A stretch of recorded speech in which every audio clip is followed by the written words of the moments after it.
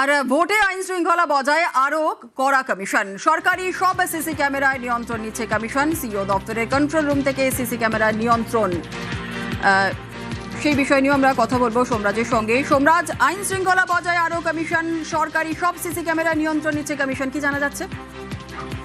দেখো, কমিশনের তরফে নজিরবিহীন পদক্ষেপ করা হচ্ছে। কলকাতা পুলিশ, রাজ্য পুলিশের যত সিসিটিভি ক্যামেরা রয়েছে সেই সিসিটিভি ক্যামেরাগুলি নিয়ন্ত্রণ নিচ্ছে কমিশন। মূলত বিধানসভা ভোটকে সামনে রেখেই এই সিসিটিভি ক্যামেরাগুলি নিয়ন্ত্রণ নিতে চলেছে কমিশন। রাজ্যের মুখ্য নির্বাচনী আধিকারিকের দপ্তরে কন্ট্রোল রুমের মাধ্যমে সরাসরি সেই সিসিটিভি ক্যামেরাগুলির নজরদারি করতে পারবে নির্বাচন কমিশন।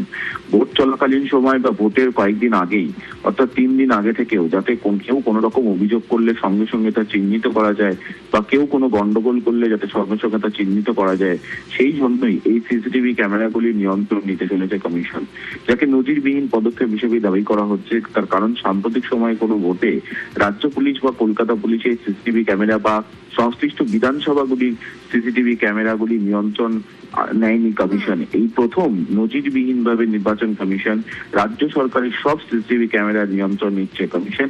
তার কারণ, যাতে ভোট চলাকালীন সময় বা ভোটের কয়েকদিন আগে যাতে কোনো অশান্তি ঘটলে বা কোনো রকম অভিযোগ হলে সঙ্গে সঙ্গে তার চিহ্নিতকরণ সম্ভব হয়। একেবারে সোমরাজ, সঙ্গে থাকো, আর একটি আপডেট নেওয়ার আছে।